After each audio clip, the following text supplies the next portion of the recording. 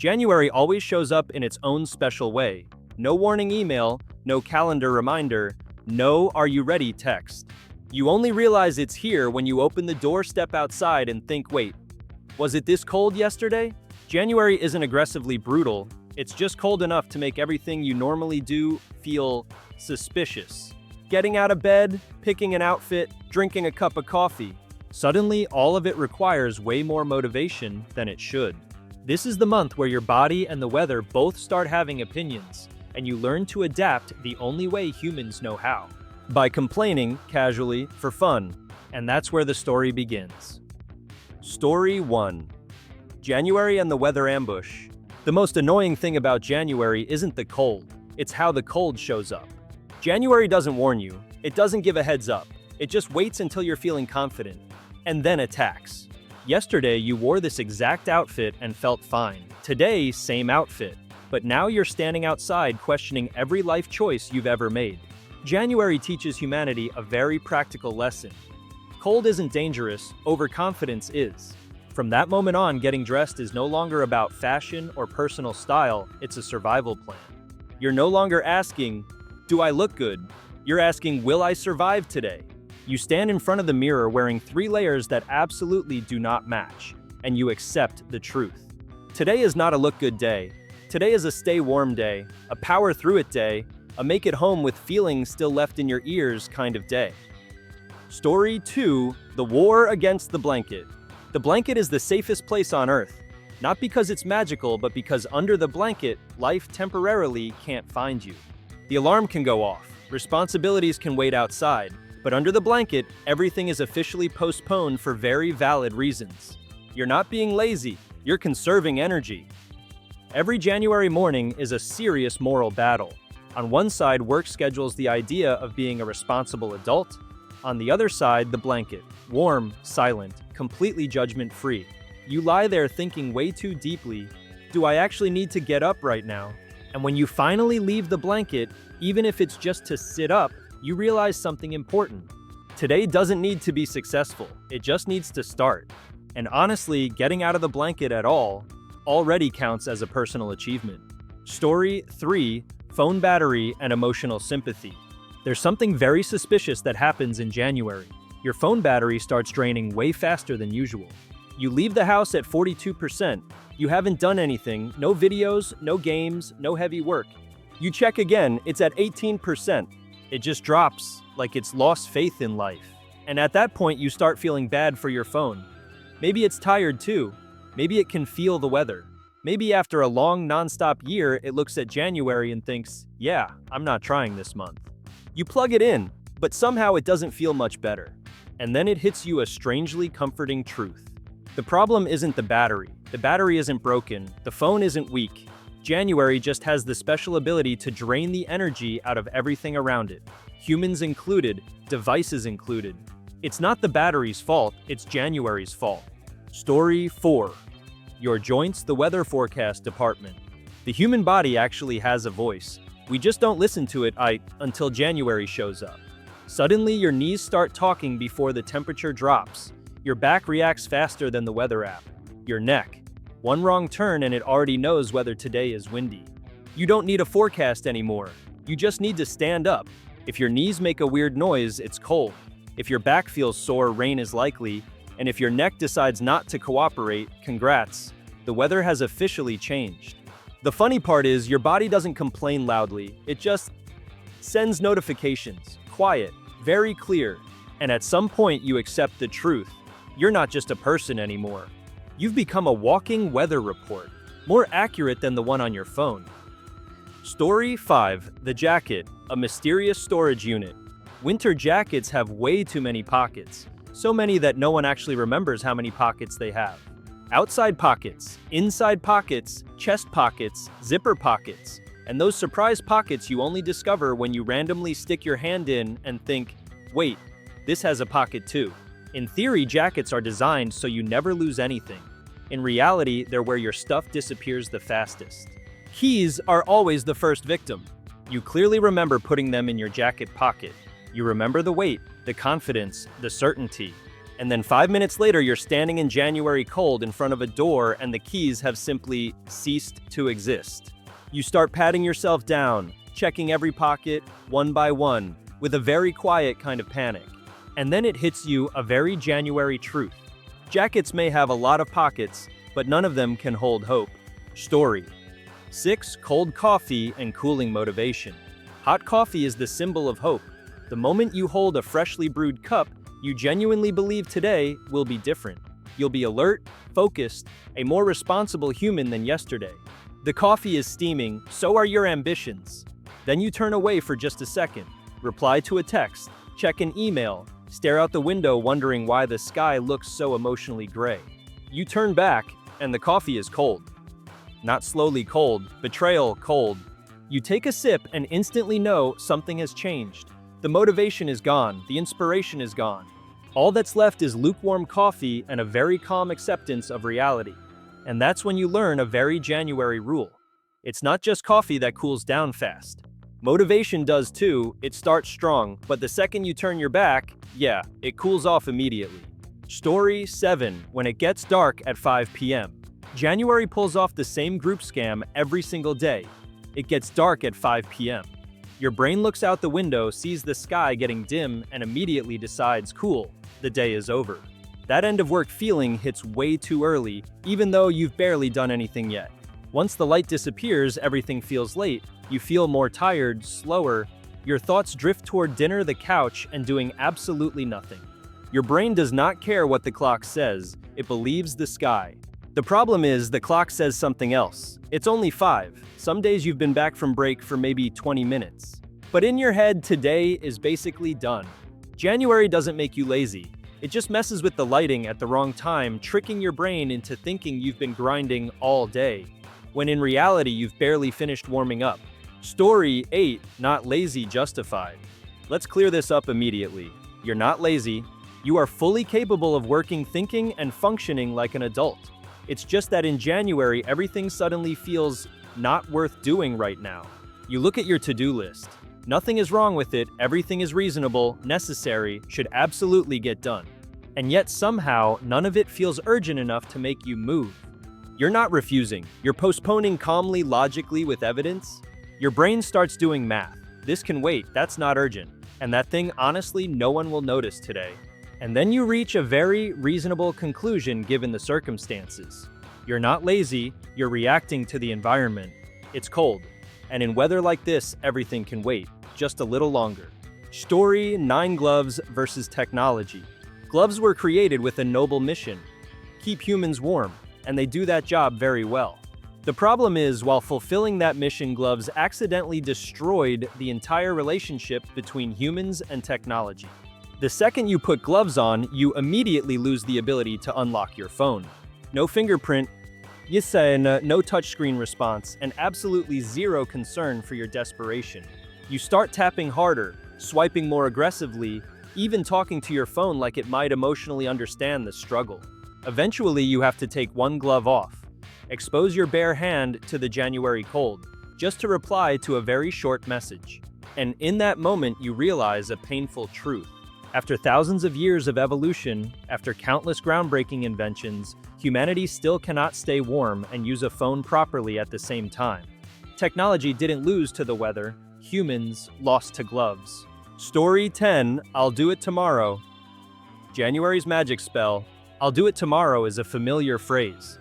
So familiar you don't even remember the first time you said it. But January is when this phrase reaches its full power. It's not a promise, it's not a refusal. It's a very smart temporary solution. And here's the thing, everyone uses it. Hardworking people use it, lazy people use it, even the highly organized use it. They just say it with more confidence. You don't say "I'll do it tomorrow" because you don't want to do the thing. You say it because today is simply not the right time. January creates a lot of today's not ideal. It's cold, it gets dark early, your brain is running in slow mode. In that context, "I'll do it tomorrow" sounds extremely reasonable. It lets you feel like you're still in control of your life, you're just shifting things slightly. And so you go to sleep peacefully with a strong belief that tomorrow somehow will be easier than today. Story 11. Slow text replies. Let's clear this up first. You're not ignoring messages. You read them, you care, you just haven't replied yet. January makes every response require extra processing time. The problem is cold hands and a slow brain. Your hands are outside the blanket. Your brain is not ready to cooperate. Every single typed letter requires a full internal debate. Is this worth taking my hand out of the blanket? And most of the time, the answer is not yet. You're lying there with your phone in hand. The message is open. The cursor is blinking aggressively. You're not lacking words, you're lacking proper temperature. Typing a reply under these conditions requires the same level of mental preparation as climbing a mountain. And then it hits you a very January truth. Replying to messages is no longer simple communication. Being able to type while still under the blanket, that's a life skill. Story 12. Bad hair and acceptance. Beanies come with a side effect no one warns you about. They absolutely destroy your hair. You can style it perfectly, comb it carefully, put in real effort. The moment the beanie goes on, all of that effort officially never happened. When you take it off, your hair looks like it just survived its own personal weather event. The problem is you don't have many options. Keep the hat on bad hair, take it off freezing. And January forces a very practical decision: which one matters more? The answer usually comes quickly the second the wind hits your ears. You stand there looking in the mirror at hair that no longer has a clear shape. And strangely, you feel calm. No fixing it, no stressing about it. You accept the situation with a very January kind of maturity. Because in weather like this, looking good is optional. Staying warm is not. And if you have to choose, you'd rather look a little bad than be cold all day. Story 13. The January closet. Standing in front of your closet in January is a very different experience. You're not there to create an outfit or express your personality. You're there to assess your cold tolerance. The question is no longer, does this look good? It's, is this warm enough? Every fashion rule slowly gets eliminated. Color doesn't matter, style doesn't matter. Whether things actually match also irrelevant. The only remaining requirement is heat retention. You pick up a piece of clothing that looks a little questionable but very thick. You hesitate for exactly 2 seconds, then you put it on. January does not give you time to overthink. And when you step outside, you feel completely fine. Not because you look better, but because you're not cold anymore. January teaches a simple lesson: some days don't require looking good. Being warm is enough. Story 14. Noises in the house. January nights are extremely quiet. So quiet that any sound immediately feels suspicious. During the day, those same noises mean nothing. But at night, when everything is still and you're already in bed, they suddenly take on a completely different meaning. A tiny click somewhere in the house is enough to open your eyes. A draft through the window sounds like a warning. Even the pipes start developing personalities. Your brain doesn't panic right away. It just quietly starts forming theories. You lie there, completely still, listening a little longer. Maybe it's the wind. Maybe the house is contracting from the cold. Or maybe it's fate knocking very softly. In the end, you choose the most familiar modern human response. You pull the blanket up just a little higher and pretend you didn't hear anything. Whether it's wind or destiny, you'll deal with it in the morning. Story 15. Dry skin and a dry wallet. January is when you suddenly start caring deeply about your skin. You buy everything: moisturizers, lotions, serums, oils, even products you didn't know existed 2 weeks ago. Every night you apply them very seriously, like you're performing a well-planned self-care ritual. The problem is, your skin is still dry. You wake up the next morning, hands dry, lips dry. Your face feels tight, like it's dehydrated from the inside and outside. You start wondering if you didn't apply enough or if the weather is personally working against you. Meanwhile, something reacts much faster than your skin: your wallet. Every time you add another skincare product to your cart, your wallet gets noticeably thinner. No waiting time, no weather conditions required. And then you learn a very January rule. Skin can stay dry for a long time, but your wallet that dries out fast. Sometimes even faster than your lips on a windy day. Story 16. Meeting friends, a major project. It usually starts out very simple. One message: wanna hang out tonight. Sounds easy, friendly, low pressure. You even nod to yourself a little. Yeah, it has been a while.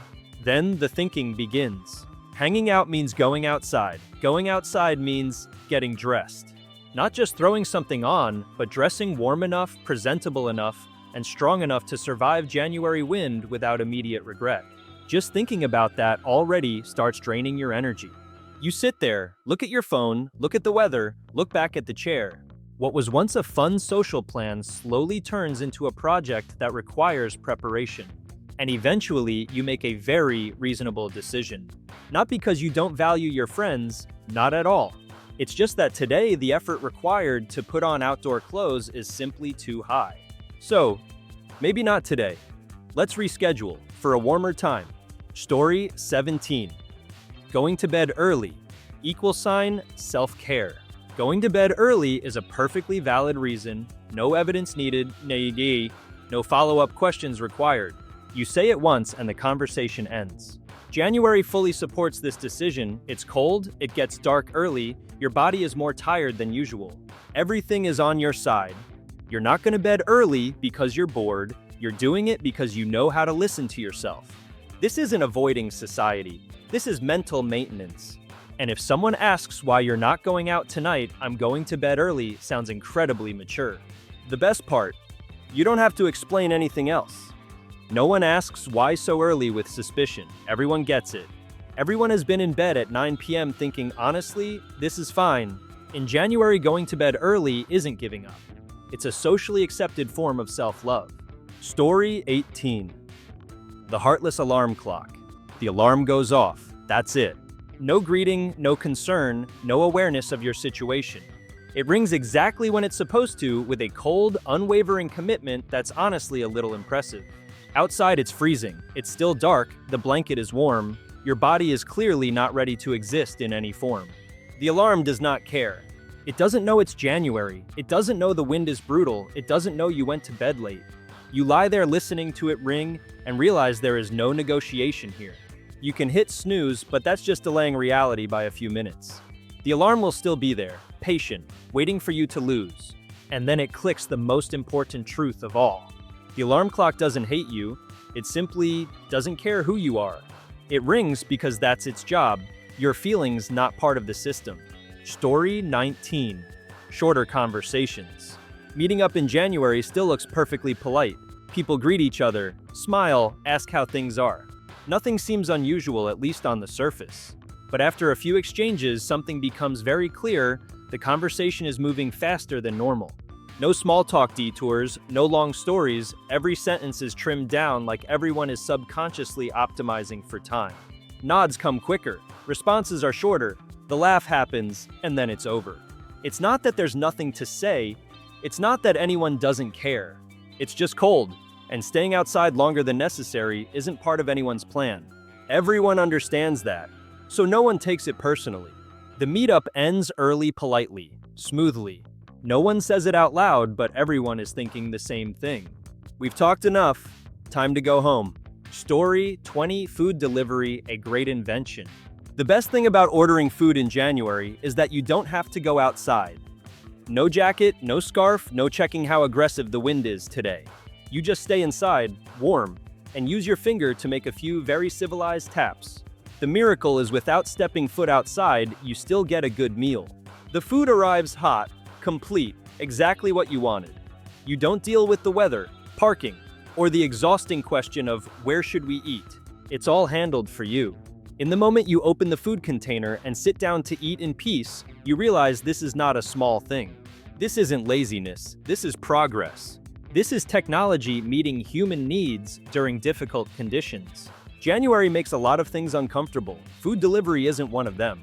It's the clearest proof that civilization has come a long way, far enough that you can eat well without ever going outside. Story 21. Wanting a new life without getting up. The motivation is still there. You haven't lost faith. You haven't given up. Your dreams are intact. In your head, the plans are clear. Wake up earlier, work more efficiently, live healthier. Mentally, you are fully ready for a life upgrade. The problem is your body. Your body was not informed of this plan. It's still lying there, warm, comfortable, and sees absolutely no reason to cooperate right now. Your brain says, get up. Your body responds with firm, committed silence. So, you start negotiating. Just 5 more minutes, then 10. Then you tell yourself, I'm not quitting, I'm just postponing. which sounds extremely reasonable. January doesn't kill motivation, it just slows everything down. And in that context, the final conclusion is always the same. You still want to change your life, but getting up? That can wait until tomorrow. Story 22. Going out invitations need conditions. It all starts with a very casual invite. Wanna go out? Sounds simple, friendly, low pressure. You almost say yes on instinct. Then your brain jumps in at the last second with the most important question of all. Go out. In this weather. Cold turns every invitation into a conditional agreement. You're not being picky, you just need more information. Where are we going? How far is it? Is it indoors? Do we have to stand outside for long? Is parking close? These questions aren't meant to say no, they're meant to protect you. The person inviting you starts explaining. There's a roof. There's heating. It's not far. Sounds reasonable, but you still need one final convincing factor. January teaches you this in weather like this. An invitation to go out is no longer just an invitation. It's a mini presentation. And only if it's convincing enough will you even consider putting on a jacket. Story 23. A thinner wallet from emotional heating. January isn't just cold on the outside, it's a little cold on the inside too. And when your mood starts feeling chilly, you naturally look for ways to warm it up. Not with jackets, but with small comforts that make life feel a bit nicer. You buy better coffee than usual. You grab an extra just for home cozy sweater. You order food more often because cooking suddenly feels ambitious. None of these things are very expensive on their own, and every purchase has a perfectly valid reason. I need this to feel okay. And the funny thing is, it works. You feel warmer mentally, less irritated, like you're taking good care of yourself. But there's one thing that cannot survive this process: your wallet. You don't notice right away. It only hits at the end of the month when you check your account and learn a very January rule. Emotional warmth is necessary, but the wallet is usually the first sacrifice. Story 24. Plans that start with "we'll see." We'll see is January's favorite way of talking to the future. It's not a no, it's not a yes. It's a very safe middle state. When you say "we'll see," you're still a person with plans, you just don't need to act on them yet. Most January plans start exactly like this. Working out, we'll see. Eating healthier, we'll see. Waking up earlier, we'll see after checking the weather. And it sounds reasonable because you're not giving up. You're just observing the situation. We'll see gives you the feeling that you're still in control of your life even though nothing has actually happened yet.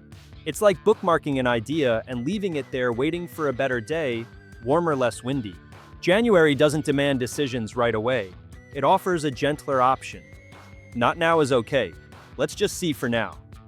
Story 25. Layers of clothing. Layers of lost patience. Layering is January's basic survival strategy. Inner shirt, sweater, jacket, scarf, hat. Every piece has a very clear purpose. When you first put them on, you feel prepared, responsible, a little proud of yourself for thinking ahead. The problem starts when you have to take them off. You walk into a cafe, a house, or the weather turns out slightly warmer than expected. Suddenly, each layer becomes its own process. Jacket off, scarf gets in the way. Scarf off, hat is next. Hat off, your hair refuses to cooperate. Your patience decreases with every layer removed. At first you're gentle, then faster, then slightly annoyed without being entirely sure who you're mad at. January doesn't just test your ability to stay warm.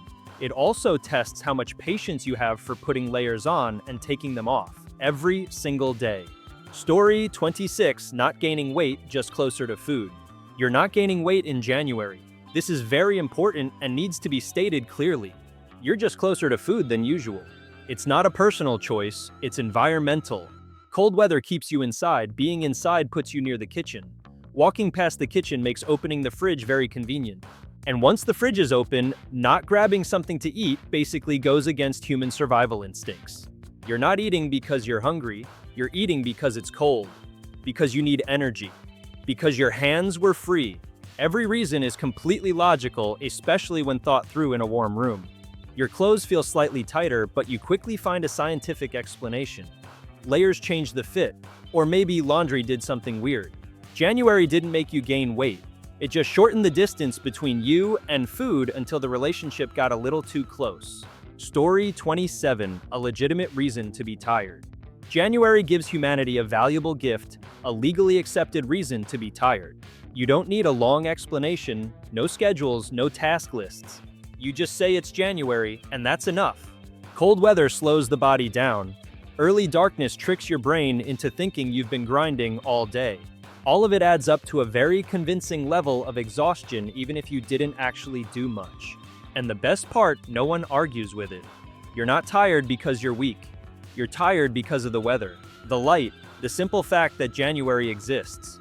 This is the kind of tiredness society quietly accepts. No one tells you to push harder, they just nod, understanding. January doesn't make you lazier, it just legalizes exhaustion. And sometimes being tired without feeling guilty is exactly the kind of rest you need. Story 28. Doubting every decision to leave the house. Deciding to leave the house in January always starts with confidence. You think it'll be fine. I'm just stepping out for a bit. Then you open the door, and the very first wave of air hits you. That confidence immediately starts to wobble. You pause for a second, hand still on the doorknob, wondering if you really thought this through. Do I actually need to go out? Can this be postponed? Would anyone notice if I didn't show up today? Every step farther from the door is another moment of decision review. The wind is stronger than expected, the cold is worse than imagined, and your brain starts replaying the entire preparation process, looking for where you went wrong. The funny part, you keep going anyway. Not because you're sure, but because turning back feels like more work. January teaches an important lesson. Sometimes the hardest part isn't leaving the house. It's trusting that leaving was the right choice until you make it back home safely. Story 29. Just existing is enough. January has a very specific way of lowering human standards. On other days, you're told to hustle, to improve, to achieve something meaningful. But in January, the standard gets adjusted to match the weather and the mood. There are days when you don't do anything impressive. No big goals reached, no personal growth unlocked. You wake up, you exist, you go back to sleep. And somehow, that already feels exhausting. You didn't fail, you just lived through a cold day. Your body functioned, your brain thought, you replied to a few messages, you ate, you kept yourself safe. In that context, existing is not a small thing. January doesn't ask you to shine, it just asks you to show up. And sometimes not quitting, not disappearing, not collapsing, simply still being here is a completely valid achievement. Story 30. Not every day needs to be productive. Not every day needs productivity. That might sound like an excuse, but in January it's actually very reasonable. There are days when you wake up, do everything you're supposed to do, and still don't feel like you accomplished anything special. And honestly, that's fine. Cold weather slows everything down. Your body slows down, your brain slows down, motivation follows right along. In that situation, forcing yourself to be highly efficient starts to feel a little unrealistic. You're not slacking, you're just operating in winter mode. You still reply to emails. You still finish a few small tasks. You still exist responsibly. You're just not moving at your usual speed. And that doesn't mean you're doing worse. January doesn't demand breakthroughs, it simply reminds you that some days doing just enough is already more than okay. Not every day needs productivity. Some days just being done is enough. Story 31. January isn't bad, it just asks you to slow down. After all the complaints, there's one thing that deserves to be said. Fairly January isn't bad. It's not trying to exhaust you. It's not trying to make you lazy. It's not intentionally making life harder. It just shows up and asks for a different pace. A little slower, a little softer. January doesn't pressure you to be better immediately. It doesn't demand a dramatic fresh start or major life changes. It simply places you in a cold, quiet, slightly dim space, so you're forced to listen to your body more closely. You go to bed earlier, you stay home more, you do less but you think more. And that isn't failure, it's how your body and mind recalibrate after a long year. January doesn't need you to be strong. It just asks you to slow down a bit long enough to notice that you're still here, still getting through each day. And honestly, that's already enough.